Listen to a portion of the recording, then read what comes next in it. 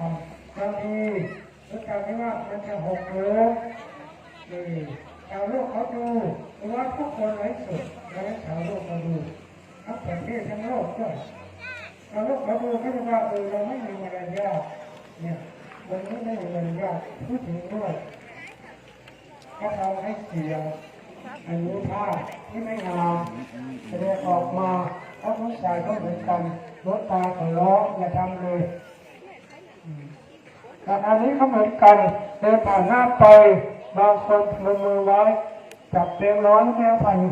เอาซ่อนไว้เนี่ยพอรถตามาปั๊บยื่นปั๊บนะบอกว่ารถตาไม่รับปัจจัยแต่ทำไมเอามาให้วันที่ออกหน้าก็บอกว่าอย่าเอาปัจจัยมาถวายรถตาทำไมเอาชื่อหนกมาถวายให้ชาวโลกเขาก็เห็นไม่น่าทำแบบนี้รถตาขอฝากไว้วันนี้เช้าคงไม่มีลักษณะนี้วันรถตาขอประกาศเพียงแล้วว่าปัจจัยนี้จะไม่เอาจะไม่รับถ้าเจตนารับโดยตรงขอเมียนเป็นไปหนึ่งขอฟ้าผ่าสองขอธรณีชูดวงอวิจีโน่ถ้าไปรับไปจับไปเอาอย่าทำเลยสร้างกรรมสร้างบาปให้แก่ตัวเองอันนี้ถ้าผู้ให้และผู้รับหลวงตาบอกตามตรงอันนี้นะวันนี้เช้าไม่มีลักษณะนี้การให้ทานบางคนอาจจะถามหลวงตาว่าหลวงตาการให้ทานลักษณะไหนถึงจะได้บุญมากที่สุดทานท่านจัดไว้3ประเภทอย่างต่ำอย่างกลางอย่างสูง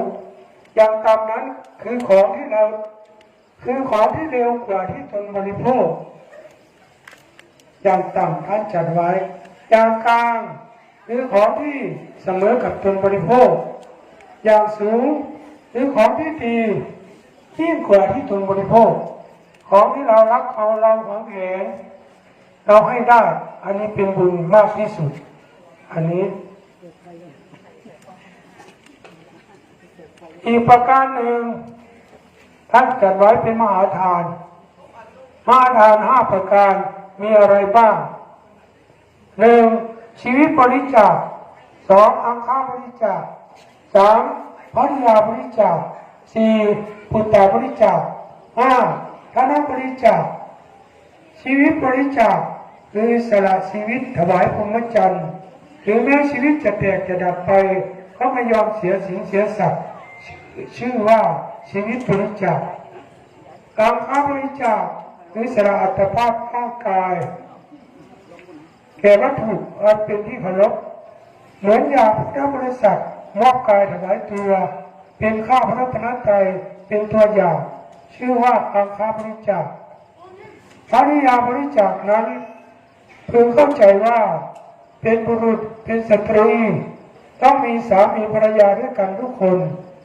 ผู้ที่ตั้งเจตนาเว้นว่าเราจะไม่มีสามีภรรยาตลอดชีวิต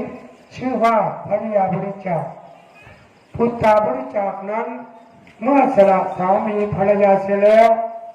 ก็เป็นพุทธาบริจาคอยู่เองธนบริจาคนั้นหรือตามธรรมดามนุษย์เราคนหนึ่งต้องมีที่บ้านที่สวนที่นาหรือมีการค้าขายแผนกหนึ่งทุกคนผู้ประพฤติพรหมจรรย์ชื่อว่าได้ให้ที่สวนที่บ้านที่นาให้โอกาสการค้าขายเป็นทานไม่ไปแย่งสิ่งกรรมสิทธิ์ในหน้าที่นั้นชื่อว่าธนบริจาคจาคะเจตนาทั้งหลายเหล่านี้นับเข้าในมหาทานถ้าผู้บำเพ็ญมหาทานเหล่านี้ให้เต็มรอบชื่อว่าผู้รับแจกทานอันพระพุทธเจ้าได้ทรงแจกพระพุทธเจ้าได้เสวยความสุขสันใดเราก็คงได้รับความสุขสันนั้นยิ่งกว่านี้ยังมีอีกความโลภความโกรธความหลง3อย่างนี้เป็นมูลแห่งอกุศลถ้าผู้บริจาคได้เป็นยอดทานบารมีโลภะโทสะโมหะจัดเป็นหยาบอย่างกลางอย่างละเอียดอย่างหยาบนั้นสละด้วยศีลอย่างกลางนั้นสละด้วยสมาธิอย่างละเอียดนั้นสละด้วยปัญญาวิปัสสนาญาณพุทธบริษัทพึงเข้าใจว่าแต่ทานบารมีอย่างเดียวเท่านี้ก็ให้ผู้บำเพ็ญ สำเร็จมรรคผลนิพพานโดยไม่ต้องมีความสงสัยต่อไปการรักษาศีลหรือรักษากายวาจาใจให้เรียบร้อยก็จะไม่เดือดร้อนแก่ตนเองและก็คนอื่นอันนี้การรักษาศีลหรือสำรวมกายวาจาใจให้เรียบร้อยศีลห้าศีลแปดศีล10ศีล227ศีลห้าศีลแปดเป็นของฆราวาสของคฤหัสถ์ญาติโยมก็น่าจะรู้กันทุกคนศีลห้ามีอะไรบ้างศีลแปดมีอะไรบ้างศีล10เป็นของสมณเณรศีล227เป็นของพระศีลห้าก็ดีศีลแปดก็ดีศีล10ก็ดีศีล227ก็ดีหลวงตาว่าไม่มากเกินไปมันมากให้รักษาตัวเดียวรักษาที่ไหนศีลมีตัวเดียวหลวงตาจะบอกให้รักษาใจตัวเดียวมันจะง่ายกว่าศีลห้าปานาท่านไม่ฆ่าสัตว์เหมือนที่รับไปแล้วเมื่อกี้นี้บางคนรับจากวัดจากอาจารย์นั้นแล้วไปถึงวัดเขาทิ้งซะอันนี้ก็ไม่เกิดประโยชน์ไม่เป็นผลอะไรรับไปเต็มปากอยู่ที่วัดพอไปถึงบ้านก็ทิ้งอันนี้ก็ไม่เกิดประโยชน์ไม่เกิดบุญเกิดกุศลแก่ตัวเองก็ตาคิดว่ามันมากไปศีลห้าตัวไปรักษาตัวเดียวปานาและแม่ฆ่าสัตว์ถ้าใจไม่อยากฆ่ามือก็ทำไม่เป็นอธินาทานถ้าไม่ขโมยลักของคนอื่นถ้าใจไม่อยากทำมือก็ทำไม่เป็นการเมรัไม่ประพฤติผิดในกามถ้าใจไม่คิดประพฤติผิดในกามมือก็ทำไม่เป็น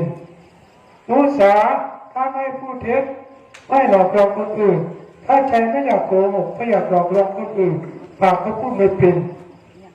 เวลาถ้าไม่ดื่มน้ำเมาถ้าใจไม่อยากดื่มไม่อยากกิน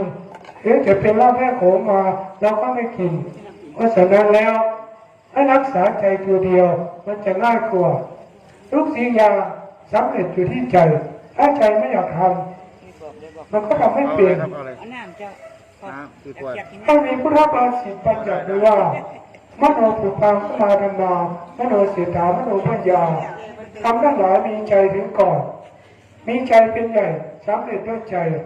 จะทำอะไรก็แล้วแต่ถ้าใจเราถึงแล้วสำเร็จหมดอุปมาเหมือนพวกเรียนหนังสือท่านตั้งใจเรียนท่านก็ได้เป็นครูเป็นหมอเป็นพยาบาลเป็นตำรวจเป็นทหาร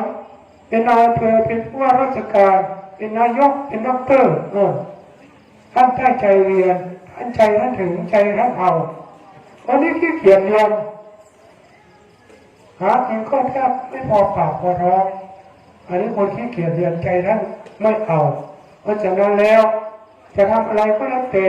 อยู่ที่ใจของเราถ้าใจถึงแล้วสำเร็จหมดศีลก็รักษาตัวเดียวไม่ต้องรักษามากจะทำอะไรก็อยู่ที่ใจของเราเท่านั้นต่อไปการภาวนา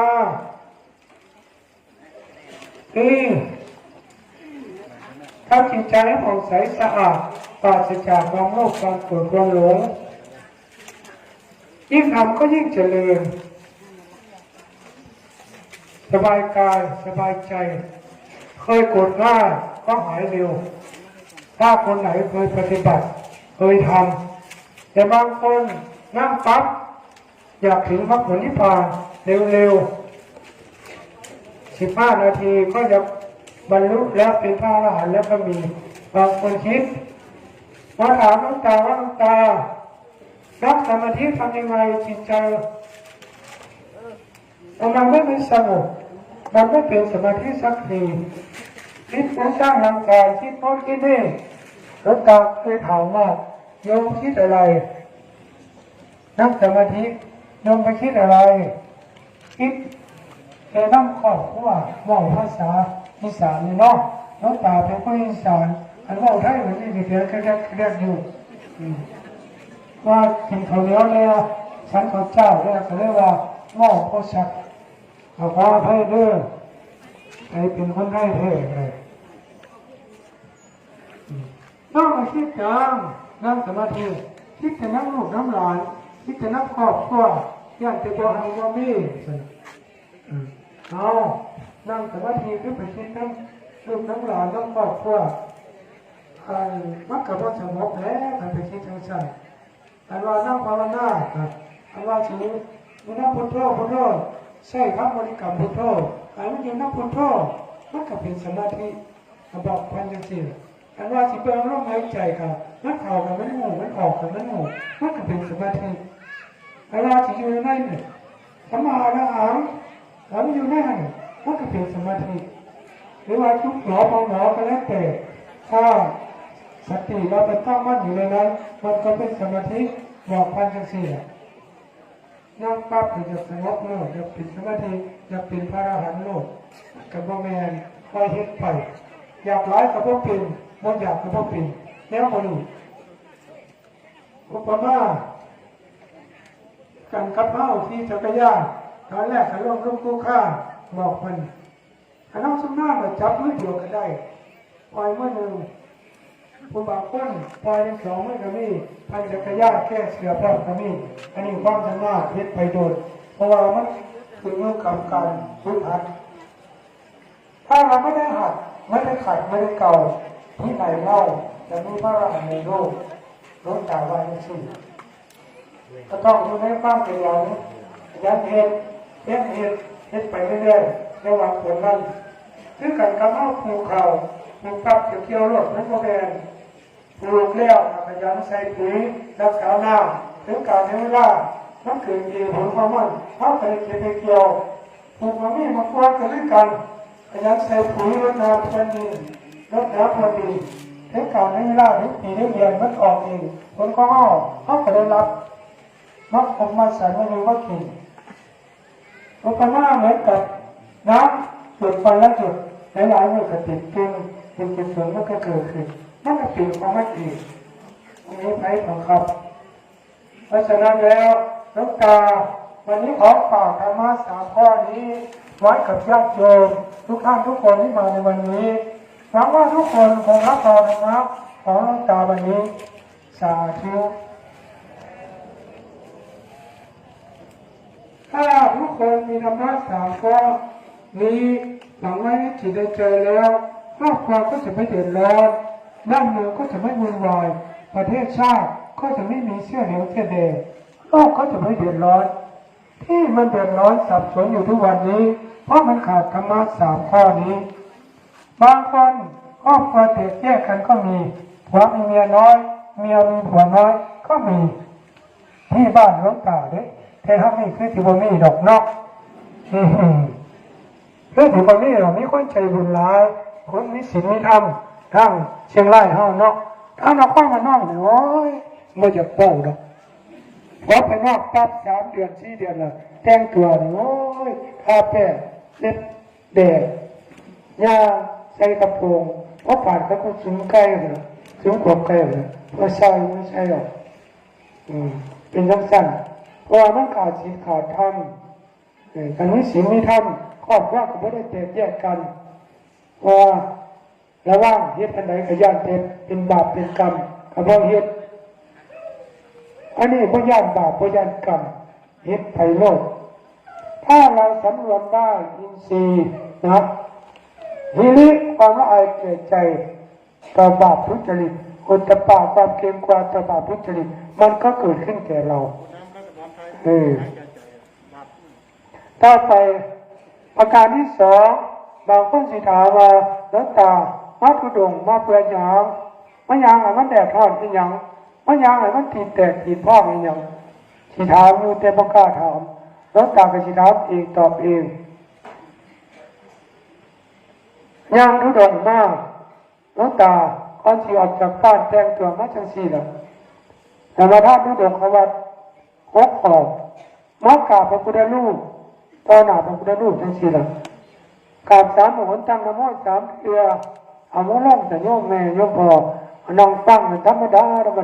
ลวงตามองไอ้ทรมานมีลงได้ครับผมตั้งนะโม3 เทื่อกราบ3 เทื่อล่ะครับธรรมดาทุกองค์วัดมีอยู่6 ข้ออันนี้มาเพื่ออย่างมาเพื่อละความโลภความโกรธความหลงเด้อ เพื่อดับทุกข์ธรรมดาทุดงกวัด6 ข้อมีอย่างแน่1รองเท้าไม่ใส่2ปัจจัยไม่รับ3ยานพาหนะไม่นั่ง4สันอาสนะเดียว5นอนไม่มีกฎไม่มีมุ้ง6ครองไตรจีวรข้องบริการถ้าข้าพเจ้ารักษาสัจจะอันนี้ไม่ได้ขอให้เมียติดไป1ขอให้รถชน2ขอให้เสือกัด3ขอให้หมากัด4ขอให้งูกัด5ขอให้ตะขาบกัดอันนี้ไม่ยากหรอกเอาก็รักษาไว้เถอะถ้าข้าพเจ้ารักษาสัจจะอันนี้ได้ขอให้คุณกุศลที่ข้าพเจ้าตั้งใจประพฤติปฏิบัติจงเกิดมีแก่ข้าพเจ้า1ทานบารมี2ศีลบารมี3เนคขมบารมี4ปัญญาบารมี5วิริยบารมี6ขันติบารมี7สัจจะบารมี8อธิษฐานบารมี9เมตตาบารมี10อุเบกขาบารมี10ประการนี้จงเกิดมีแก่ข้าพเจ้าว่าเป็นสิ่งเด็ดรักษาได้บุญกุศลก็ได้เกิดขึ้นเอามาแจกญาติแจกโยมคนละเล็กละน้อยลูกตาคิดว่าต้องเกิดขึ้นแน่นอนเป็นยังหรือมาใส่รองเท้าเราคนสีดำลูกตาเห็นว่าเราเกิดมาแล้วไม่ได้แบบรองเท้ามาด้วยแล้วมาตัวเปล่าแค่ผ่ามาพอนั่นหมดยังพอผู้ใดแบบรองเท้ามานั่นนี่บอกยังไงนี่ลูกตาถามมึงนุ๊กพวกนี้ไม่ไปเกาะแสดงว่าไม่ได้แบบมาเนาะมากกับมากตัวเปล่าไปก็ไปตัวเปล่าใครเอาอะไรไปได้บ้างข้าวของไม่ยอมไปได้ไหมได้นาตะก้าไปได้ไหมยากหลังเงี้ยใหญ่ๆเข้าไปน้ำบ่ได้เนี่ยบ่มีรถคันสวยๆคันงามๆเข้าไปน้ำบ่ได้มีลูกหลายๆคนเข้าไปน้ำบ่ได้มีเมียงามๆเข้าไปน้ำบ่ได้มีผัวงามๆเข้าไปน้ำบ่ได้แน่นบ่เอาไปน้ำบ่ได้อย่างแม้แต่ร่างกายของเราเขาก็เอาไปเผาไฟทิ้งตายไปแล้วอย่าเป็ดปลาเห็ดประเดี๋ยวเขาบอกเป็นแม่บอกเอาเปลี่ยนปืนดับไฟหนึ่งข่าวเขาบอกเป็นลูกตาว่าตรงๆอันนี้เอาไปต้มแกงเห็ดอาหารเขาบอกเป็นผู้ใดคิดว่าเสียไปแกงได้จะเป็ดปลาได้นี่บอกนี่ปลาไว้นั่นยัน3 มื้อแล้ว5 มื้อแล้วเหม็นอันนี้ไปจับมันพอช่วยด้วยก็ไม่ให้ใครสิไปกล้าจับนี่แน่นอนนี่แต่เหม็นมีกินทรงออกมาเลยเอาไว้โดนเท่าใดเสียเงินหลายกูอยู่หลังกูอยู่เบื้องหลังมื้อละ10,000 20,000ค่ากับเขาให้แขกกินเลยเฮ็ดกับเขาอย่างนี้พี่น้องกินผู้ใดมาหาก็เฮ็ดกับเขาไว้ต้อนรับครับสู่เสียเงินหลายมื้อเท่าใดให้หลายแสนหลายหมื่นอันนี้มันไม่ได้เป็นของดับของดีอย่าไปลงมันปล่อยกล่าวว่าบ่เอาว่าเขาบ่ได้แบบมากอย่างถิ่นเตาอย่างมาจากนครพนมเขาฮอดเชียงรายยังได้หมู่เจ้ายังหลงอยู่ญาติโยมยังหลงอยู่บางคนมีว่า3 คู่ก็มีแม่มาอยู่บ้านเนี่ยน้องพ่อก็มีเงินรออยู่แม่บอกอย่าว่าตัวลูกตาเด้ลูกตาเบิ่งอยู่หลายคู่อยู่ดอกทำมาเว้าพันดอกอันยังหลงเนาะไม่นี่ก็หลายคนเป็นทุกข์ได้กันมีแล้วพ่อหลังกระถอดไว้กับญาติมูเอาไปเชียงไว้กันมีแม่บอกยังพอเอาไปผลมูญาติมูเอาว่าซื้อมาใหม่ๆเนาะราคาแพงก็เลยไปเชียงไว้ทางอื่นซะมีอยู่มาเอาจากให้ลูกตาดีสบายสมัยครั้งพุทธกาลลูกตาเห็นว่าพระพุทธเจ้าให้มาโปรดสัตว์โลกมีรอยรองเท้าพระพุทธเจ้าแล้วรองเท้าแตะนี่บอกแล้วรองเท้าสอดนี่บอกผู้ใดไปกราบแล้วรองเท้าแตะพระพุทธเจ้าโมมี่นี่จะไปกราบรอยพระบาทแม่บอกรอยพระบาทพระพุทธเจ้ารอยพระบาทพุทธบาท400อยู่อำเภอแม่ริมนี่รถตากับแม่ไปกราบจูบผู้ใดว่าแล้วรอยเท้าแตะเนี่ยมันหลงซื่อๆก็อยู่กับสมมติให้มันเหนือสมมติอยู่กับโลกให้มันเหนือโลกอยู่กับกิเลสให้มันเหนือกิเลสอยู่กับธรรมให้มันเหนือธรรมอย่าไปเป็นทาสของมัน ก็เมื่อนี่มันขี่ข้อขึ้นกันกับขี่ข้อจัดมันจูงไปใส่ลำต้อยมันนี่เริ่มต้องขวาไม่ได้รับในนอกเพราะเกี่ยวกับข้อเพราะอวิชชาตัวมันโง่หมายถึงว่าวุ่นวายสับสนกันอยู่หูตาก็เลยมาใส่รองเท้าสองปัจจัยบรับเป็นอย่างก็บรับหรือบรับเงินปัจจัยหรือบรับเงินผู้ใดเอามาให้บ่เอาเจ็บเป็นหมื่นเป็นแสนเป็นล้านเอารถสิบล้อแกมาตาก็บอกมาให้เต็มสลานี่รถตาก็บอกเอามารับมาแม่อันโมเชียรถตาเนี่ยมาให้โอ้เอาแล้วพอดาพ่อบางคนเหมือนยางมากเอาแคล็ดออกมาแบ่งร้อยแบ่งพันอย่าไปรถตาเอาอย่าไปเฮ็ดเป็นบาปเด้ออย่างคือมาเอาคือหลงสมบูรณ์กระดาษแท้ๆก็ยังว่าเงินมีหลายเท่าใดก็ยังทุกไปฝากธนาคารเขาก็ตรวจสอบว่าจะใช้วิไลแท้เขาก็บ่รับอยู่เด้เขาก็หาว่าเขาเป็นคนคอร์รัปชันอีกเอามาซื้อรถแม่โค้10 คันพุ่นน่ะรถดับอีก10 คันมาจ้างคนข้างขับพยานเขาขับรถสูงกำเงินจ้างก็เป็นทุกข์อันนี้แดนขันนั่นอันนี้บ้านนั่นบ้านนี้แน่นบ่ล่ะไปหลอกข้องหลอกยังพยานเขาขับรถสูงกำเงินจ้างก็เป็นทุกข์อีกที่ตรงติดมาไม่มีใครล่างให้ก็เป็นทุกข์อันนี้คือก็เลยบอกเอาซะอันเอามากองไว้นี่ว่ามีฝาผนังนี่ก็ย่านแต่คนมาเอาระยะมัดมือมัดขึ้นเฝ้าอยู่เพราะขอสิตายก่อนอรักแม่ญาติเขาไม่เชื่อข้อแต่เลยว่าเอาสี่ละนอกจากสี่น้องตายสบายไม่มีอย่างอันนี้ปัจจัยว่าเอาด้วยเพราะว่าน้องตาพ้นหลงแล้วในสมมติของมันเนี่ยมันเหนียวซักการยานะน่าไม่นั่งเพื่อบางทีรถออกทุกดวงมาแล้วบนนองรถบางทีรถญาติโยมมีมั่นนางรถไปนำหรือสิไปยังเล่าหรือไปสิไปอำเภอแม่สายมีมั่นไปน้ำผมสิไปส่งไปวัดใดรถตาผู้ที่ขี่รถสมถะดุดวงขวัตเขาว่าประพฤติปฏิบัติเพราะเวลาความโลภความโกรธความหลงนี่หลงยึดมั่นถือมั่นได้ตัวเอานี่ย่างให้มันเห็นย่างให้มันรู้แล้วก็ว่างรู้แล้วก็ละอย่าไปสนใจกับมันรถอาจจะขี่รถอยู่บ้านแต่เพราะได้ขี่โง่บอกจังซี่นะเล่ากันไปให้พ่อหนักเลยบอกว่าแกมันว่าผมซื้อรถมาใหม่ๆป้ายยังแดงอยู่อาว่าซื้อหลายปันไดโยมล้านแต่ก็2 ล้านกับพวกขี่ให้ไว้อยู่ในใจครับแม่นเลยว่าสมถะทุดงเลยเด็กออกจากบ้านมาเลยแต่เนี้ยพวกขี่มาประพฤติปฏิบัติละความโลภความโกรธความหลงนี่แหละหลงยึดมั่นถือมั่นตัวนี่แหละ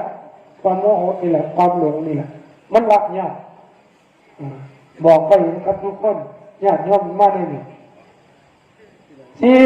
ฉันอาสนะเดียวคือฉันมือเดียวฉันเดียวแล้วก็แล้วว่ามีเศร้าว่ามีเพลงว่ามีตอนแรกญาติโยมผู้บางคนฉันนอดตอนแรกนอดตอนเย็นตอนเที่ยงตอนเช้า3 มื้อก็มีแต่น้ำตาฉันมื้อเดียวฉันแล้วก็จบผลออกมา3 มื้อกับมื้อเดียวมีผลเท่ากันเป็นจังใดผลมันอยู่ได้วันเดียวเท่ากันใจอยู่ได้แค่3 มื้อฉัน3 มื้อใจอยู่ได้แค่3 วันว่ามีที่เมื่อเช้ามากก็อยากขึ้นเขาแม่นบอกน้ำตากระยาเพียงมากเลยหิวผู้ฉัน3 มื้อเพียงมากกับหิวก็กินขึ้นกันผลเสียกันนี่ไม่ใช่ใดผลเสียเงินซื้อกับเขาพอเสียเวลาให้กับเขาพอแก้มาแล้วน้องพอครับเข้าไปยักอันนั้นลูกตาวังพิธีย้อนมาด้วยก็เลยว่าสันเอวาผลมันออกมาเท่ากันอายุได้ซ้ำกันว่าต้องเสียหลายเที่ยวข้อที่ 5นอนไม่มีกฎไม่มีมุ้งไม่อยากคือโมแบกกฎแบกโม่แบกเต้นมานั่งโมเป็นพาทุดงหรือแบกกฎแบกเต้นแบกมุ่งมานั่งบางคนแบกข้อขององค์มุ่งมานั่งแล้วตาเห็นว่ามันของหนักเลยท่านไม่เอาแล้วท่านสละแล้วเอาว่ามันหนักจากเอามันหนัก นักก็ยังแบกอยู่จมไปแล้วหน้านักก็ยังแบกอยู่คือการกับแบกร่วมไฟเนาะห้อนกุจักว่ามันนอนก็ยังแบกไปเอาไปบ้านมันสิ่งใหม่หัวเจ้าของกุจักว่าเนาะคำพูดใดรู้จักละจักว่ามันก็สิเบากายเบาใจอันนี้การปฏิบัติเบาทั้งกายเบาทั้งใจไปใส่กับเบาเพื่อการกำหนดไปนี่จะมีกันหากันไปได้แม่นบ่ล่ะหากินมักไม่ต้นนั่นต้นนี้มันเอากันไปเมื่อเช้าก็มาหากินที่บ้านเฮาอยู่บ้านเฮานี่มีน้ำบาดอยู่บ้านเฮานี่อีกว่ากันไปหากินบ้านอื่นเมื่อเข้าไปแล้วอีกว่าสิไปอยู่อำเภอเล็กแสนเฮานี่แหละเนาะใกล้ๆเฮานี่แหละเป็นทั้งสี่เราตายเป็นว่าของหนักเนื้อท่านไม่เอาแล้วจากเอามันอ่อนมันหนักแบกป้าอยู่นี่ค่ะรู้จักว่าแล้วถ้าเรารู้จักละจักวางแล้วก็สบายทั้งกายและใจอันนี้เลยบ่เอาบ่ใส่บางคนสิถามว่ายุ่งบ่กัดบ่เลือตาสิตอบง่ายๆเลยมันมีหน้าที่กัดมันก็กัดไปเอาหน้าที่นอนเอาก็นอนไปมีหน้าที่ปฏิบัติเอาก็ปฏิบัติไปมีหน้าที่กินให้มันกินไปเลยมันอิ่มแล้วมันก็ไปมันไม่ได้แบบสลิมมากคือหมอเขามาดูดเอาเป็นตัวเลือดอย่างนั้นหมดนะเล่นบอกซ้ำยุ่งกี่นิ้วอิ่มแล้วมันก็ยัดทิ้งออกไปเลยเพื่อนั่งสมาธิหลายคนเราคือสิเคยเลยเนาะนั่งตั้งสติคักๆเลยมันก็จับเอาโอ้ยมึงขัดมึงไปขัดฟันใส่เป็นเตะมารู้แล้วมันอิ่มแล้วมันก็ยัดออกพี่ไปเลยอ๋อไปอิ่มแล้วน้องบริเวณสนิทมากดอกบอกมันเลยสิทำไมมาอีกชักเอาอีกมึงเอาไปอิ่มแล้วมันก็ไปก็ทั้งนั้นปล่อยว่างก็สบายเขาได้เป็นทุกข์ย่อยมันสิไปแบกคดแบกเต้นพ่ายไปมันหนักแต่ฉันนี่ก็พอแห้งเลยหนักแม่นบอกจักละจักว่ามันก็สบายเบาทั้งกายเบาทั้งใจอันนี้โมเมนว่าอันนั้นเด็กร้องเบิ่งผู้ใดละได้ข้อที่6คลองไตรจีวรคือเป็นอย่างที่บอกหลายชุดคือเป็นอุปอังค้อนพระขอโทษเด้อผู้ใดไปกระทบพระอาจารย์อย่าว่าผมเบาใส่เด้อขออภัยเด้อผู้ใดก็ได้มันว่าพวกนี้ก็ดีแหละก่อนบวชที่แรกอุปชาให้มาบริขารแต่มีอย่างแน่ถามญาติร่องกระชิวจับมาบริขารแต่ผ้า5 อย่างเล็ก3กันว่าเป็น5 อย่างมีอย่างแน่สบง1 สบง2 จีวร3 ผ้าสังฆาติ4 ประคตเอว5 ผ้ากองน้ำ5 อย่างสังฆาติผ้าอาสาที่มาที่เราอันนี้แต่สมัยการบริการพระบริการนี่เวลามันมาปัจจุบันนี้มันเริ่มเขามันมาบริการแต่เล็ก3มีอย่างแน่1 บาท2 มีกล3 เข็มเท่านั้นไปบวชอุปชาให้มาที่นี่หันหลังออกจากโบสถ์อุปชาบอกว่าถ้าเป็นพระ100%แล้วอายุใส่ก็ได้แล้วตาก็ได้ใส่ซ้ำนี่ไม่ได้นี่ก็ใส่ซ้ำนี่ท่านบอกให้พิจารณากรรมฐาน5 อย่างเกสาโลมานะขาดันตาตะโจท่านบอกอุปชาบอกข้อสิบวชท่านบอกก่อนเลยแต่คนเรามันหลงเอาเลยเป็นทุกข์หลงพิจารณาว่าได้พิจารณาซะกรรมฐาน5 ประการ5 อย่างหลวงตาก็เลยนึกถึงคำสั่งสอนของครูบาอาจารย์ที่ท่านให้มาบอกว่าซ้ำนี่ก็เป็นพระ100%อายุใส่ก็อยู่ได้ก็เลยใส่ซ้ำนี่หัดเป็นคนสันโดษมักน้อยกินน้อยนอนน้อยอมน้อยอยู่น้อยเป็นคนมักน้อยสันโดษมักน้อยกินน้อยนอนน้อยอมน้อยนี่แค่น้อยๆมันจังบนหนักถ้าข้าพเจ้ารักษาได้บุญกุศลก็จะเกิดขึ้นไม่มากก็น้อยหลวงตาคิดว่าบุญกุศลไม่มีแน่นอนเพราะทำไปแล้วจิตใจไม่ได้เศร้าหมองก็ต้องเป็นบุญถูกปย่อมเป็นกุศลเป็นบุญอันสิ่งไหนที่ทำไปแล้วจิตใจเศร้าหมองอันนั้นเป็นบาปเป็นอกุศล อันนั้นแล้วตาบอกเด้อเฮ็ดหยังก็แล้วแต่ถ้าจิตใจสมองแล้วเป็นบาปเป็นอกุศลบ่ได้ว่าเกิดไปเล่นสู้สาวขึ้นกันเป็นแม่ผู้อื่นรักแม่ผู้อื่นอันนี้ขอฟังไว้เด้อจิตใจสมองแล้วเป็นบาปเป็นอกุศลถ้าทำไปแล้วจิตใจมีเบิกบานยิ้มแย้มแจ่มใสบ่เป็นทุกข์อันนั้นเป็นทุนนิสัยกันนี้จะตามหาเวลากระทามาล่ะแต่ด้านหน้าคือบ่เห็นหน้ากันมากอันบ่สบายบ่ถามโลดมาวัดก็มาใส่บาตรมาทำบุญอยู่วัดบ่เห็นมันมากไปเบิ่งดูมันบ่สบายครับนั่นถามหาโลดอันนู้นมันทำความชั่วไปรักลูกรักเมียของคนอื่นเขามาบ้านกันแล้วเอามาแบบนี้มันสิไปหาบ่แม่นน่ะจ้องหน้ามันโลดเขาเคยทำชั่วแม่นบ่หลวงตาว่าบุญกุศลนี้มันเกิดขึ้นในการประพฤติในการปฏิบัติของหลวงตานี้หลวงตาคิดว่าไม่มากก็น้อยได้เอามาแจกญาติโยมคนละเล็กละน้อยเพราะฉะนั้นวันนี้หลวงตาขอแจกบุญกุศลที่มันเกิดขึ้นในการประพฤติในการปฏิบัติ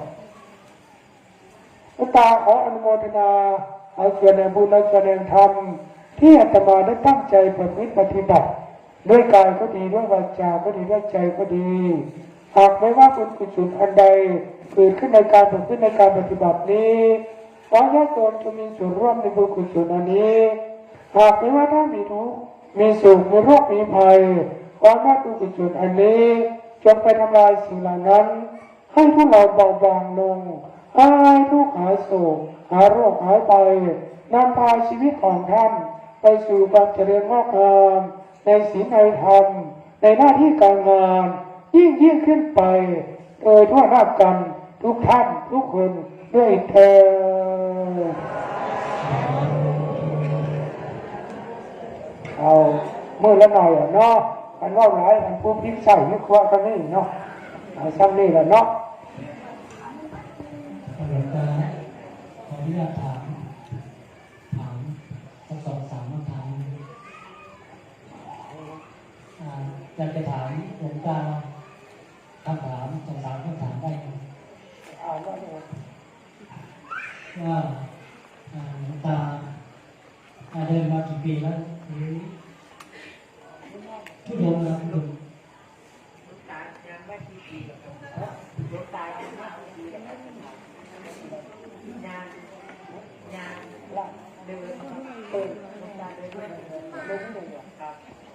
ผมเดินทุดงหลวงตาเดินทุดงเนาะบวชเมื่อปี2553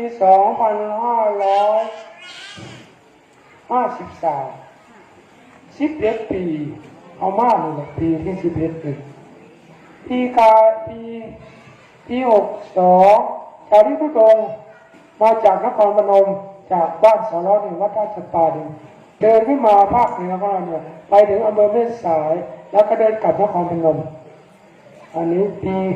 62อันนี้ปี63ก็จากทุดงไปภาคตะวันออกก็เหมือนที่หลวงตาเล่าให้ฟังมาพักอยู่ที่บ้านแล้วก็จากทุดงออกไปอีกอันนี้เขาเป็นปีประวัติศาสตร์อีกด้วยก่อนจะถึงบ้านก็ไม่รู้ว่ากี่วันแต่ว่าเป็นการมาสร้างบารมีให้แก่ตัวเองอันนี้ญาติโยมก็ได้ทำบุญให้ทานที่เห็นมาด้วยเดินมาจาริกทุดงนี้ตั้งแต่บวชไม่ค่อยอยู่บ้านออกพรรษาแล้วก็จาริกทุดงไปกับอาจารย์จรัญอนังคโน3 ปีแรก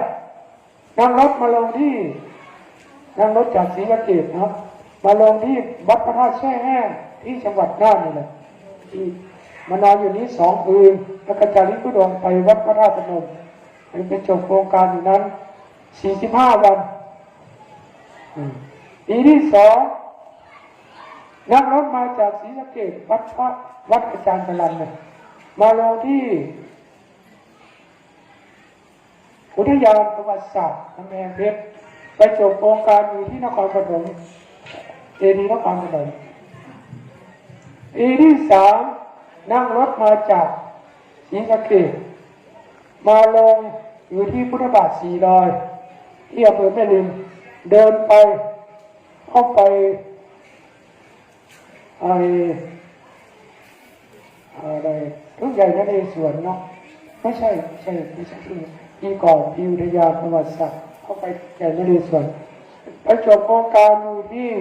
พุทธบาทสระบุรีพอไปอินเดียมาแล้วอินเดียโยมขนาดในอินเดียแล้วตามไปอินเดียไปเห็นสถานที่พระเจ้าท่านไปประพฤติปฏิบัติโอ้พระราชาธิบุตรไปปฏิบัติอยู่ท่านไหนท่านก็พาไปดูอันนี้พระพุทธเจ้าไปทำทุกขกิริยาท่านก็พาไปดูแล้วตามไปดูแล้วสถานที่ท่านไปแล้วนักจักรกับวัฒนสูตรก็ไปดูสถานที่ท่านประสูติที่เป็นในป่าก็ไปอันนี้หลายแห่งไปนั่งอยู่ที่พุทธคยา15 วันไปแล้วอยู่ประเทศอินเดีย1 เดือนก็กลับมาบ้านก็นึกถึงคุณของพระเจ้าท่านทำได้เราเป็นลูกศิษย์ตถาคตเราก็พยายามทำตามอยู่ถ้ำอยู่ปูอยู่ในถ้ำอยู่คนเดียวอยู่ที่อำเภอภูพานแล้วตาก็ไปอยู่คนเดียว4 ปี 4 พรรษาออกมาจากถ้ำแล้วก็ครบสัญญา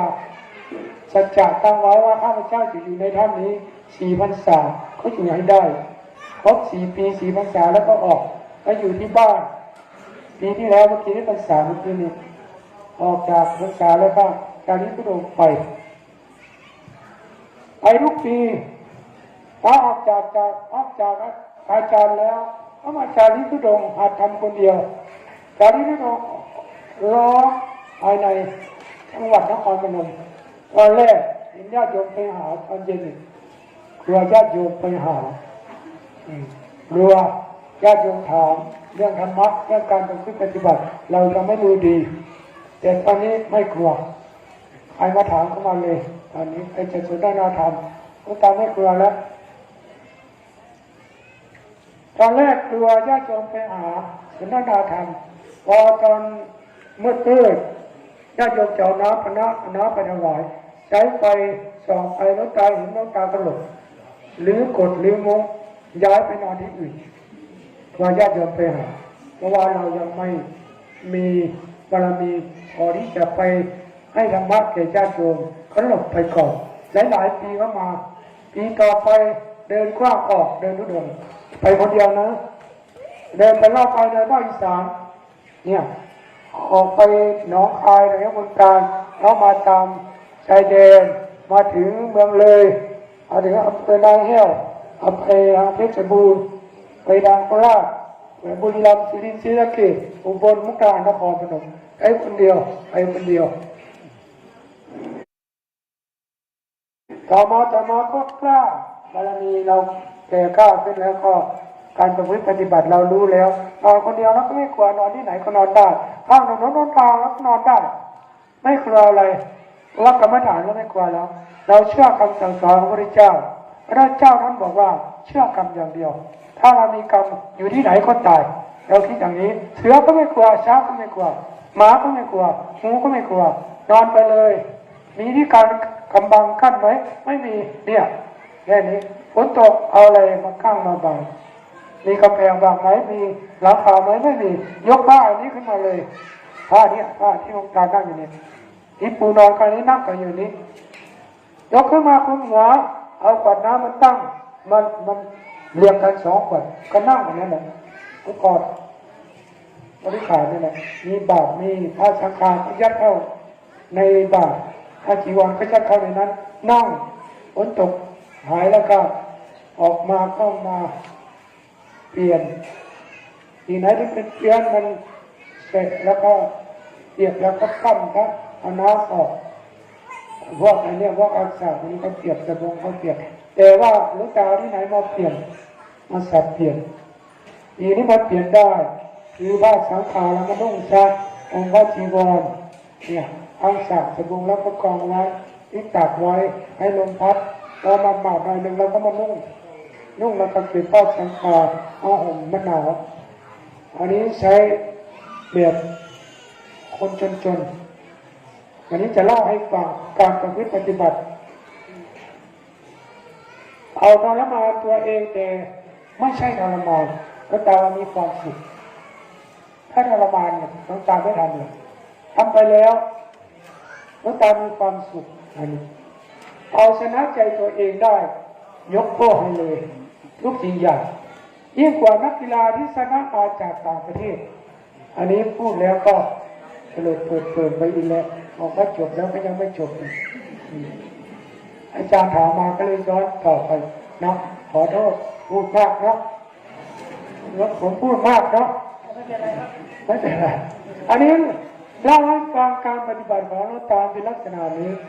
ว่าไปคนเดียวก็อยู่คนเดียวเวลาฝนตกตานี้ยกนี้ขึ้นมาแล้วก็คุมหัวอยู่ว่าสังขารก็จีวรยัดเข้าในบาตรเต็มอันนี้พอมันฝนหยุดแล้วเราก็มาใช้หม้อห่มแต่ว่าสีไหนที่มันเปียกเขาไปตากลมมันบาดสักหน่อยหนึ่งก็มาออกมานุ่งแล้วก็แห้งคาตัวเนี่ยอันนี้มนต์ตาว่ายิ้มนี่เราทำได้ไม่ทุกข์ละทุกข์นี้ละง่ายถ้าละสุขนี้มันละยากที่ทุกข์นี้มันละง่ายที่สุขนี้ละยากบอกโยมไม่รู้ด้วยนะที่สุขเป็นยังไงได้อยู่ดีกินดีนอนดีอย่างนี้นุ่งห่มดีอันนี้ที่สุขมันไม่อยากมาอยู่มันไม่อยากไปนอนในป่าในภูเขาตามถนนโน้นดาวข้ามถนนโน้นดาวมันไม่อยากไปนอนเพราะว่ามันที่สุขมันอยากนอนอยู่ในศาลาในกุฏิวิหารใหญ่ๆของพ่อโตหนาวแม่ก็หลับน้ำพอมันไม่อยากหนีจากกุฏิวิหารอันนี้ว่าย่างเอามันชนะใจถ้าชนะใจเราได้ทุกสิ่งอย่างหรือหลวงตาบอกใจย่างเดียวกัดฟันใส่โลดกันออกมากกับซ้ำเก่ายกโป้ยของโลดบ้านไกลอันนี้11 ปีนี่แหละปีที่11การนี้ผมไม่อยู่บ้านภาคเหนือของเรานี้ปีที่9เริ่มประมาณนี้แต่ว่าว่าให้ใครตัวแทบทุกอำเภอแล้วเส้นทางนี้บางทีซ้ำ2ก็มีนอนซ้ำที่นอนก็มี2ครั้งก็มีบางคนจำหน้าหลวงตาได้ที่อำเภอแม่จันทร์นี่โยมนี่มากราบมาไหว้วันนี้2-3 คนเพราะว่าหนูติดตามหลวงตาตั้งแต่ปี62เห็นแล้วเอาน้ำเอาอะไรไปถวายแต่ปีนี้ได้ยินข่าวว่าเห็นหน้าเห็นภาพแล้วนึกได้หรือตาม2 ครั้งแล้วจากนี้มานี่นะถ้ามาตามถ้าก็ไปถึงเชียงแสนนี่ท่านจะพาแม่ท่านมากราบมาไหว้ท่านบอกท่านจำได้หลายคนที่จำหลวงตาได้จากที่ก็โดนมาภาคเหนือแต่ปี9 ปีแล้วไม่ให้ใครหรอกแค่ทุกสายทั้งนั้นขึ้นไปเนี่ยเราจุงบรรดาอาคานี่หลวงตาขึ้นไปหมดนะเดี๋ยวนี้แม่ใครโง่เขาจะไปซื้อป่าโยมเขาบอกว่าทางกันแต่ความจริงก็ใช่ความที่เขาว่านี่แหละว่าตามแต่นี่มันไปแล้วเส้นดาวมันจะขาดพอดีเลยว่าตรงนี้มันมีภูเขาเลยไม่ไปเดินย้อนกลับมาไปจังหวัดกาญแม่ฮ่องสอนนี่สุโขทัยพิษณุโลกอุตรดิตถ์พิษณุโลกเพชรบูรณ์ยังเลยเนี่ยเกณฑ์ไปทางนี้ไปหมดนะหรือว่าปีหน้านี้นะจะมีชีวิตอยู่แล้วตาจะนั่งรถไปลงที่ภูเก็ตว่าภาคใต้ยังไม่เคยไปนั่งรถไปลงโน้นแล้วก็จะเดินจากที่ทุดงกับนครพนมผ่านภาคกลางอีกด้วยญาติโยมได้ทำบุญให้ทานเป็นการสร้างบารมีให้แก่ตนเองและก็เป็นการประกาศพุทธศาสนาไปในตัวญาติโยมได้ทำบุญให้ทานรักษาศีลภาวนาอย่างนี้แหละที่ให้มาเหมือนวันนี้แหละญาติโยมรับเอาไปใช้ไปคิดพิจารณาถ้าเห็นว่ามันถูกพอไปใช้มันก็จะเกิดประโยชน์เกิดผลแก่ท่านถ้าคิดว่ามันไม่ถูกก็ทิ้งกลางทางวางกลางป่านะไม่เชื่อเลยนะที่สอนไปแล้วที่บอกไปแล้วอันนี้ไปพิจารณาเสียก่อนเพราะฉะนั้นแล้วขอเอวาไว้แค่นี้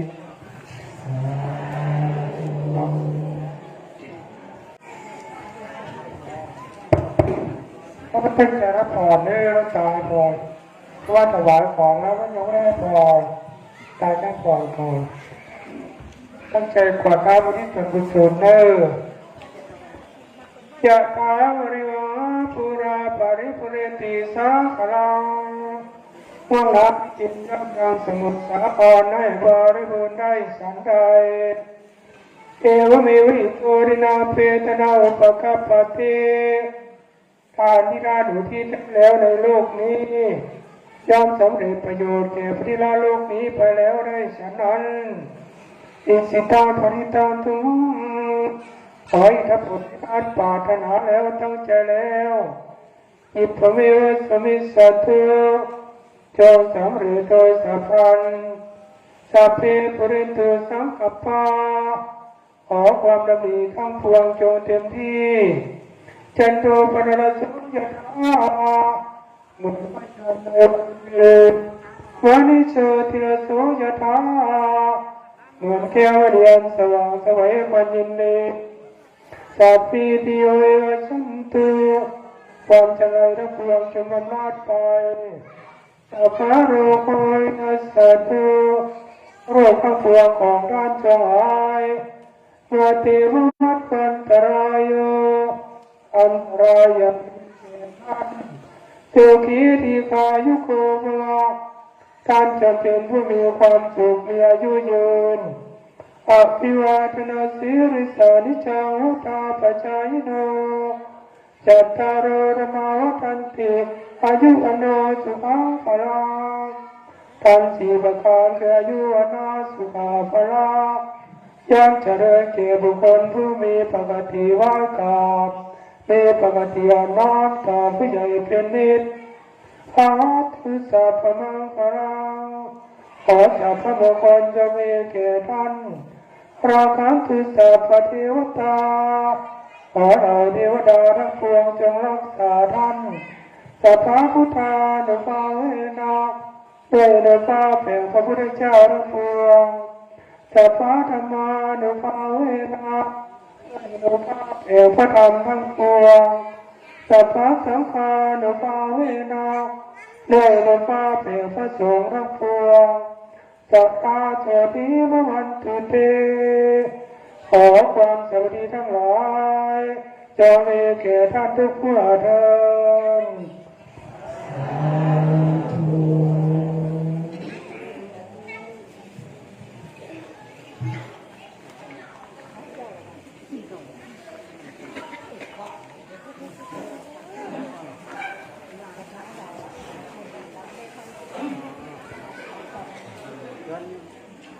อะระหังสัมมาสัมพุทโธภควาพุทธังภควันตังอภิวาเทมิสวากขาโตภควตาธัมโมธัมมังนัมมัสสามิสุปฏิปันโนภควโตสาวกสังโฆสังฆังนามามิ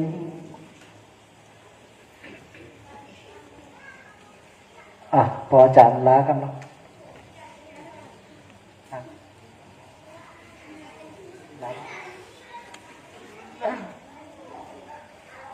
ครับต่อไปเวลาพักเมื่อ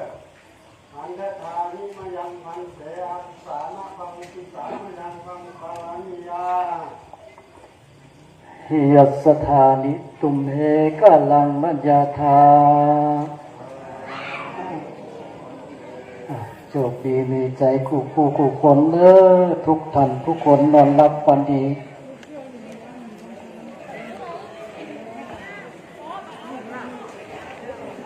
ไปเดินแม่วันพุธมาใส่บาตรแล้วก็ใส่มาร่วมทำบุญด้วยกันวันพุธพวกนี้เจ้า